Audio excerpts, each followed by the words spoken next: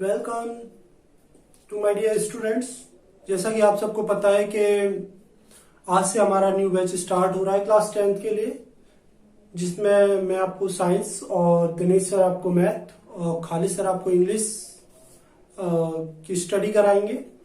और डेली जो है 2:30 पर आपको डेली क्लास मिलेगी और 3:30 पर आपको टेस्ट मिलेंगे, जिसके आंसर्स आपको 4 PM तक देने होंगे। तो तैयार रहिएगा, डेली हमसे जुड़े रहिएगा। तो आज हम शुरू कर रहे हैं chemical reactions and equations. This is the first chapter of chemistry. Chemistry का ये पहला चैप्टर है, रासायनिक अभिक्रिया और समीकरण। तो सबसे पहले हम ये जानते हैं कि ये जो चैप्टर है जनरली ये केमिस्ट्री का चैप्टर है।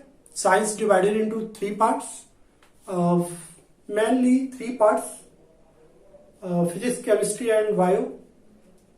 तो सबसे पहले ये जानते हैं what do you mean by science. Science क्या है, किसे हम एक्चुअल में साइंस कहते हैं।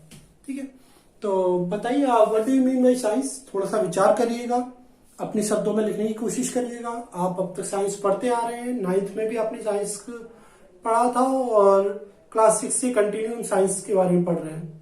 कई टॉपिक पढ़ चुके हैं, कई कंटेंट हम कवर कर चुके हैं, लेकिन अभी तक ये क्लियर नहीं है कई स्टूडेंट्स को कि साइंस क्या है। साइंस कोई मेथड है, साइंस कोई प्रोसेस है, या साइंस कोई सब्जेक्ट है।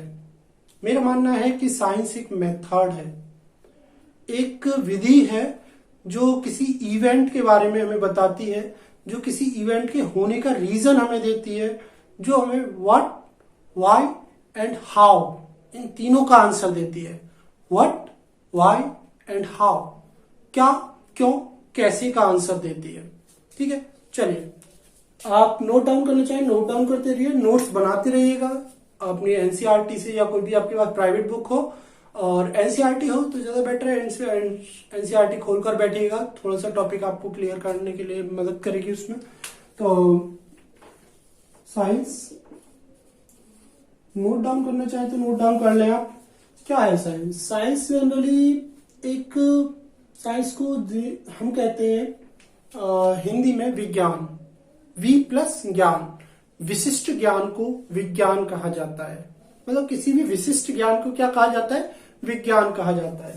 तो साइंस की जो डेफिनेशन है, डेफिनेशन कई सारी है, आप चाहे जो बना सकते हैं। एवरीथिंग चेंजेस साइंस, बट एक सुइटेबल, एक अच्छी डेफिनेशन जो मुझे लगती है वो मैं आपको बता देता हूं। आप नोट डाउन करना चाहें नोट डाउन कर लें, या अपनी नॉलेज में रख लें। ठीक है, science it is a accumulated knowledge.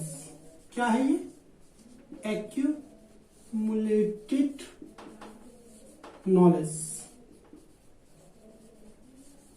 ये एक्यूमुलेटेड नॉलेज का मतलब है सुसंगठित ज्ञान है। मतलब कोई जो विज्ञान है वो क्या है, सुसंगठित है, मतलब एक क्रमबद्ध है और उसको एक सिस्टमिक पैटर्न में लगाया गया है। तो ये आपको बहुत जरूरी है समझना कि साइंस जनरली एक सिस्टमिक पैटर्न में लगाया हुआ एक ज्ञान है, मतलब एक नॉलेज है जिसको एक क्रमबद्ध कर दिया गया है।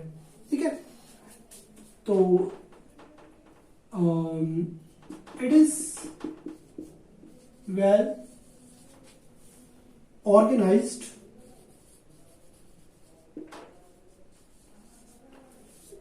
ये बहुत ही व्यवस्थित है। मतलब साइंस का अगर आपको स्टडी करना है तो आपको स्टेप बाय स्टेप ही उसे करना पड़ेगा। आप अगर स्टेप छोड़ेंगे तो आपका जो कंटेंट है, जो आपकी नॉलेज है, वो कहीं ना कहीं आपका बेस जो है वो क्लियर नहीं होगा। तो हमें जरूरी है कि हम एक स्टेप बाय स्टेप ही इसका स्टडी करें। वेल ऑर्गेनाइज एंड which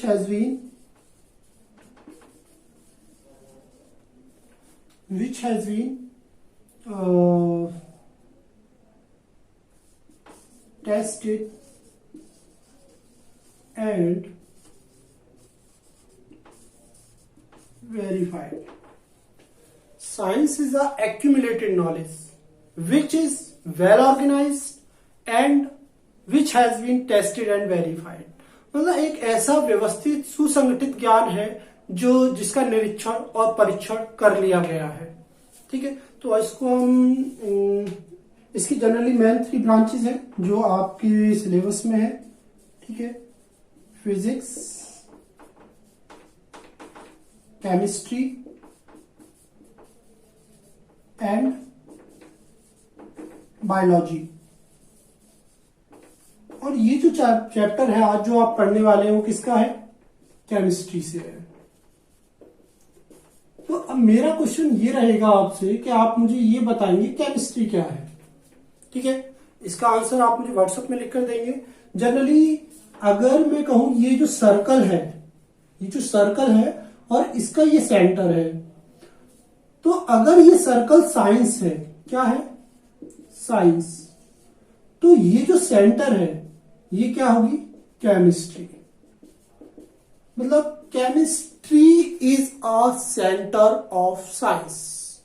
ठीक है, chemistry is a centre of science, chemistry is a branch of science. एक ऐसी ब्रांच है जिसमें स्टडी की जाती है। किसकी स्टडी की जाती है वो आप मुझे ग्रुप में, व्हाट्सएप ग्रुप में बताएंगे और इसका आंसर मैं नेक्स्ट वीडियो में दूंगा। चलिए शुरू करते हैं आज का topic, chemical reactions and equation. तो केमिकल रिएक्शंस को हम समझेंगे, केमिकल रिएक्शंस क्या होती है। तो इसके लिए अगर आपके एनसीईआरटी हो तो एनसीईआरटी आप खोल लें, वरना मैं इसे यहाँ क्लियर कर दूंगा। तो केमिकल रिएक्शंस क्या है, आज का हमारा जो टॉपिक रहेगा, हम इसके इंट्रोडक्शन को समझेंगे। फिजिकल केमिकल चेंज जनरली आप क्लास 9th में भी पढ़ चुके हैं, तो वहां भी आप फिर भी हम एक बार इसे डिस्कशन करेंगे। रिएक्टेंट क्या होता है, प्रोडक्ट क्या होता है, केमिकल रिएक्शंस की डेफिनेशन क्या है और जो एग्जाम में आपसे पूछी जाती है। और नेक्स्ट जो क्वेश्चन रहेगा वो हमारा लास्ट क्वेश्चन ये रहेगा कि characteristics of the chemical reactions. Chemical reactions को समझने के लिए पहले हम समझते हैं केमिकल चेंज के बारे में, और केमिकल चेंज को समझने के लिए हम पहले समझेंगे चेंज के बारे में। तो मैंने कुछ पॉइंट लिए हैं जो एनसीईआरटी से हैं, तो एनसीईआरटी बुक से आप देख सकते हैं। तो देखो इन पॉइंट्स को अगर हम गौर करें, जैसे milk is left at a room temperature. अगर आप मिल्क को, दूध को अगर रूम के टेम्परेचर पर गर्मियों में छोड़ देते हैं तो क्या होता है उसके साथ? उसका टेस्ट थोड़ा खट्टा हो जाता है या उसमें से स्मेल आ जाती है। मतलब ये है कि अगर मैं दूध को रूम टेम्परेचर पर छोड़ दूंगा तो एक चेंज आ जाएगा। वो चेंज क्या होगा? Change the taste, change taste. ठीक है, वही अगर दूध के अंदर आप नींबू डाल देंगे, नींबू के कुछ ड्रॉप्स डाल देंगे, तो उसके साथ क्या होगा? वहां पर दूध जो है पनीर में कन्वर्ट हो जाएगा। तो इसको भी नोट डाउन कर लेते हैं। अगर मिल्क के साथ आप लेमन का यूज करते हैं, लेमन डालते हैं, तो क्या होता है? वहां पनीर बनता है। तो इस कंडीशन को अगर आप देखें तो लेमन क्या है? एक लिक्विड है, और लिक्विड किस में कन्वर्ट हो रहा है? सॉलिड में कन्वर्ट हो रहा है। तो क्या चेंज हो रहा है यहां पे? Change state. तो नोट डाउन करिएगा कि हर चेंज में कुछ ना कुछ ऐसा चेंज आ रहा है जो उसकी स्टेट को चेंज कर रहा है या उसके टेस्ट को चेंज कर रहा है। ठीक है, देखिए नेक्स्ट पॉइंट जो है, इन आयरन तवा nail is left expose to humid air. अब देखिए अगर नमीदार हवा में आप कील को या लोहे की किसी भी ऑब्जेक्ट को या तवे को आप छोड़ देते हैं तो क्या होता है? उसके ऊपर एक ब्राउन कलर की लेयर आ जाती है। मतलब क्या है कि उसका कलर चेंज हो जाता है। तो आपको ये नोट डाउन करना है कि इस चेंज में क्या चेंज हुआ? Colour change. ठीक है, तो अगर आयरन को आप लेफ्ट इन रूम टेम्परेचर या ह्यूमिड एयर इन एटमॉस्फेयर, तो उसमें ब्राउन कलर में कन्वर्ट हो जाता है। और ब्राउन कलर में कन्वर्ट हो जाता है तो उसका कलर चेंज हो जाता है। Next point, food is cooked. अब देखिए अगर फूड कुक्ड होता है तो उसमें क्या क्या चेंजेस आते हैं, जरा आप खुद सोचिए। अगर आपने कुकिंग की हो तो सबसे पहले तो जो स्टेट होती है वो चेंज हो जाती है, चेंज स्टेट। दूसरा क्या चेंज होता है? उसमें स्मेल आती है, बहुत अच्छी स्मेल आती है। तो इवेल्युएशन ऑफ गैसेस, तो उसमें से गैसेस निकलती हैं जो आपको अच्छी लगती हैं। उसके अलावा टेस्ट चेंज, तो देखिए जितने भी चेंज हो रहे हैं उनमें क्या क्या इवेल्युएट हो रहा है, स्टेट चेंज हो रही है, टेस्ट चेंज हो रहा है, तो आप उन सबको नोट डाउन करेंगे। ठीक है, तो वी रेस्पायर, आप रेस्पिरेशन करते हैं, हम श्वसन करते हैं, तो क्या चेंज होता है, हम ऑक्सीजन एयर लेते हैं, एयर के बाद में फिर उसमें से कार्बन डाइऑक्साइड निकलती है, तो वहां भी कुछ ना कुछ चेंज हो रहा है, मतलब रेस्पिरेशन रिएक्शंस हो रही है। ठीक है, नेक्स्ट अगर आप देखें Apple cut left exposed in air, देखो अगर एप्पल को काट के अगर आप एयर में छोड़ देंगे तो उस पर भी एक ब्राउन कलर की एक लेयर आ जाती है। इसका मतलब साफ है कि एप्पल कहीं ना कहीं, एप्पल में कुछ ऐसा है जो एयर में उपस्थित किसी चीज से रिएक्ट कर रहा है, और रिएक्ट कर रहा है तो एक न्यू सबस्टेंस फॉर्म कर रहा है। मतलब जब जब नया सबस्टेंस फॉर्म्ड होगा तो उसमें कुछ चेंज आएंगे। हो सकता है कि वो प्रॉपर्टी जो नया सबस्टेंस फॉर्म्ड हुआ है वो पिछले वाले किसी भी रिएक्टेंट से, मतलब जिनसे वो बना हुआ है, उनसे वो मैच ना करे।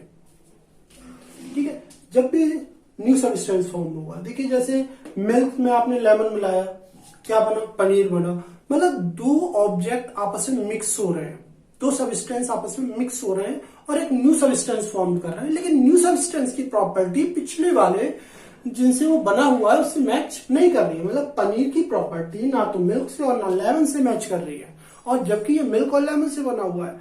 तो हमें ये नोटिस करना है कि जब भी कोई केमिकल रिएक्शंस होती है तो उसमें कुछ चेंज आते हैं, एक नया सबस्टेंस फॉर्म होता है। क्लास 9th में आपने पढ़ा था फिजिकल चेंज और केमिकल चेंज के बारे में। देखिए फिजिकल चेंज और केमिकल चेंज, फॉर एग्जांपल मेरे पास ये पेपर है और इस पेपर को अगर मैं फाड़ दूं तो क्या कोई नया सबस्टेंस फॉर्म हुआ? नो, कोई नया सबस्टेंस फॉर्म नहीं हुआ।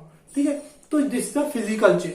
For example melting of ice, physical change, boiling of water, physical change. ठीक है, cutting of tree, physical change. अगर मेरे सामने ये टेबल रखी हुई है, अगर मैं इस टेबल को हैमरिंग कर दूं, ब्रेक कर दूं, तोड़ दूं इसे हथौड़े से, तो ये क्या होगा, एक फिजिकल चेंज होगा। बट केमिकल चेंज में क्या होता है कि एक नया सबस्टेंस फॉर्म होता है जिसकी प्रॉपर्टी पिछले वाले जिनसे वो बना हुआ होता है उनसे वो प्रॉपर्टी मैच नहीं करती। तो यही आपको नोट डाउन करना है, यही आपके काम आने वाला है। और देखिए बर्निंग ऑफ कॉल,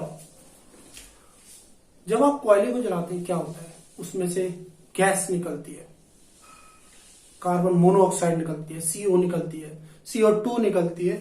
इसके अलावा हीट डेवलप्ड होती है, मतलब ऊष्मा निकलती है। ठीक है, हीट। तो अब आपको ये समझ में आया होगा कि हम केमिकल रिएक्शंस को समझने के लिए पहले चेंजेस को समझेंगे, फिजिकल और केमिकल चेंज, जो ऑलरेडी आप पढ़ चुके हैं। आई थिंक क्लियर हो चुका होगा फिजिकल और केमिकल चेंज। तो केमिकल चेंज के बारे में पढ़ने के लिए हमने नोट डाउन किया कि change the state, state change हो जाती है। सेकंड हमने नोट डाउन किया कि टेस्ट चेंज हो जाता है, टेस्ट भी चेंज हो जाता है। थर्ड हमने नोट डाउन किया कलर चेंज हो जाता है, रंग बदल जाता है। फिर उसके बाद एक और चीज आप नया देखें, इवोल्यूशन ऑफ गैसेस, मतलब गैसेस भी इवेल्युएट होने लगती है, लिबरेटेड ऑफ गैसेस। ठीक है, वो हो सकता है कि जो लिबरेटेड ऑफ गैसेस की हम बात कर रहे हैं वो हाइड्रोजन हो, या हो सकता है वो CO2 हो। आपने क्लास 9 में पढ़ा था हाइड्रोजन का किस तरीके से हम वेरीफाई करते हैं, उसको कैसे परीक्षण करते हैं उसका, कि हाइड्रोजन को सोप सॉल्यूशन में पास करते हैं। किसमें पास करते हैं? सोप सॉल्यूशन में। और सोप सॉल्यूशन के पास हम क्या लाते हैं? फायर लाते हैं। फायर लाने के बाद वो पॉप साउंड के साथ जलता है, फटता है, मतलब पॉप साउंड के साथ। जबकि CO2 को वेरीफाई करने के लिए, उसका टेस्ट करने के लिए हम क्या करते हैं, CO2 को लाइम वाटर में पास कर देते हैं, जिससे कि लाइम वाटर का कलर कैसा हो जाता है? मिल्की हो जाता है, दूधिया हो जाता है। तो ये दोनों पॉइंट आप याद रखिएगा। ठीक है, चलिए अब बात करते हैं केमिकल चेंज की। ठीक है, नोट डाउन करना चाहे नोट डाउन कर सकते हैं आप, वैसे ये ऑलरेडी आपके अंडरस्टैंडिंग के लिए है, ऑलरेडी ये सब लिखा हुआ है आपकी बुक में। ठीक है, वीडियो को पुश करके आप इन चीजों को नोट डाउन कर सकते हैं, जो भी आपको नोट डाउन करनी हो, वरना अंडरस्टैंडिंग बहुत जरूरी है। ठीक है, क्लास 9 और 10 में एक बड़ा अंतर है कि क्लास 9 में जो भी आपका साइंस का कंटेंट था वो थ्योरेटिकल ज्यादा था, बट 10th में प्रैक्टिकल ज्यादा है, तो हम प्रैक्टिकल पे फोकस करेंगे। तो यहां से एक चेंज निकल के आया, केमिकल चेंज। तो केमिकल चेंज की डेफिनेशन नोट डाउन अगर आप करना चाहें तो आप नोट डाउन कर लें। अ चेंज विच, एक ऐसा चेंज जो new substance formed with new property, मतलब साफ है कि एक नया सब्सटेंस बनना है, बट एक नई प्रॉपर्टी के साथ में। New properties is called chemical change. I think आपको क्लियर हो गया होगा केमिकल चेंज क्या है। मतलब एक नया सब्सटेंस बनना और उस नई प्रॉपर्टी के साथ शो होना, जिसकी प्रॉपर्टी पिछले वाले सब्सटेंस से मैच ना करे। This is a chemical change. And ये जो प्रोसेस है, the process through which change occur, इसको आप नोट डाउन कर लें। The process which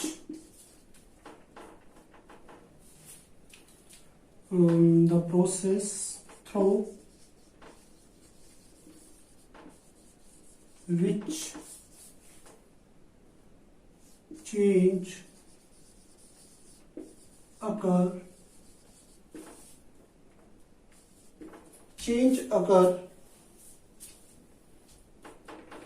is called chemical reaction।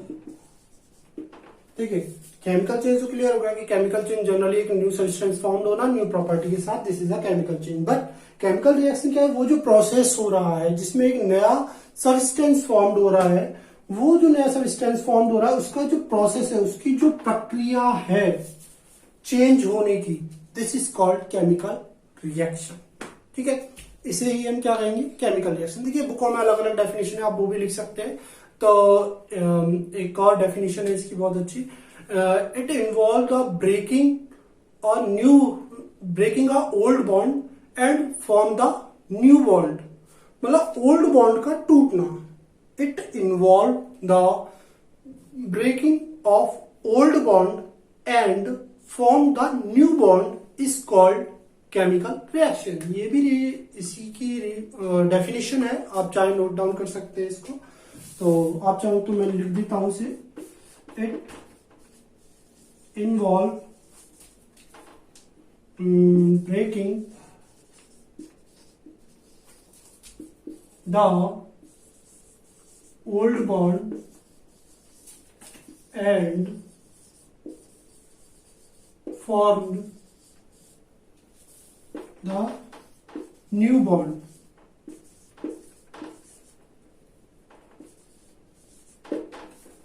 This is called the chemical reaction।